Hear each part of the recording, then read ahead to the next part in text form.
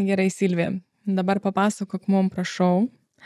Tarkim, jeigu žmogus dar neišsirinko turto, ar jam reikia pradžio eiti į banką, ar pradžio išsirinkti turtą ir po to tik keliauti į banką? Ką tu patartum? Vienareikšmiškai reikia eiti į banką. Sužinoti, kiek tu gali gauti pinigų. Savo galimybės, žodžiu. Savo galimybės, Jo. grinai, nes daug tokių klientų ateina ir ta prasme žiūri ir tu ten po kelis kartus rodai ir po to sužinai, kad jie net nežino, kiek gaus. Tai aišku, sakau, dabar kreipkitės į banką ir sužinokite, ar bent jau tokiai sumai galite gauti kreditą. Nes, čia yra, kaip sakant, galima, aišku, žiūrėti tokius. Tiesiog čia, kaip mes vadinam, tie turistai, ne, kurie vaikšto. Keliautojai. Taip, keliautojai, kurie žiūri, renkasi. Gal ir gerai taip praleisti laiką, ne, apžiūrėti butus, kažkokių idėjų pasisemt. Bet jeigu kalbant apie tai, jeigu tu planuoji keisti savo gyvenimą, kaip sakau, ne, nori pagerinti jį, nupirkti butą, namą, kažką, tai reikia, jeigu su kreditu, tai turi pasikreipti ir sužinoti savo galimybės. Jie ten paprastai užpildai paraišką ir jie tau parašo, kokią sumą gali duoti, 200 ar 100. Ir tada siūlau pagal tos rėžius ir ieškoti būtų. Kad jeigu tau duoda 200, tai gali žiūrėti, gal ir 220, gal kažkiek ten turi dar santaupų, bet realiai, jeigu 200, tai apie 200 ir žiūrėti.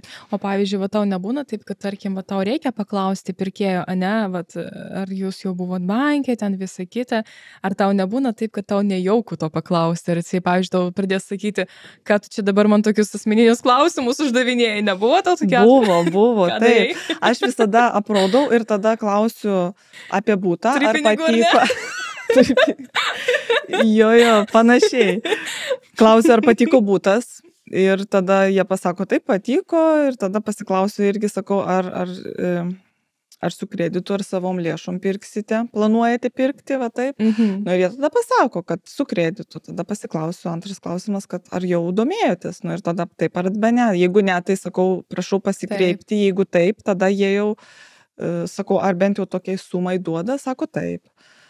O būna, kad ir ne. Tada sakau, reikia tada žiūrėti tose ribose. Tai įsivaizduok, žiūri būtą už 250, o gali gauti 150. Tai iš kur tas 100 jiem nukris ant galvos? Tai gerai, 250 ir 175 dar nieko. Pavyzdžiui, nori gauti 300 000, o gali gauti tik 80, tai čia, žinai, kažkaip tai skirtumas toks yra nemažas, sakyčiau. Taip. Tai va, tai tavo patirtis tą patį sako, ne? Taip, aš galiu pasakyti, kad visada pirmoje vietoje mes nueinam į banką, tada mes einam žiūrėti turtą ir jau kai randam turtą, tada jau einam į banką, kreipiamės konkrečiai dėl šito turtą, kurį jūs išsirinkote. Nes turėjau tokį atvejį, kai žmonės atėjo, sako, viskas labai patinka, norim pirkti, viskas. Duodam avansą, norim nors dabar sumokėti, norim pirkti šitą turtą. Klausiu, tai kaip jūs norit pirkti? Su savais pinigais ar su banko pinigais? Tai su paskola. Sakau, gerai. O jums duoda tą paskolą? Mes nežinom. Sakau, tai reikia pasikreipti. Nueina žmonės į banką ir nieko negauna.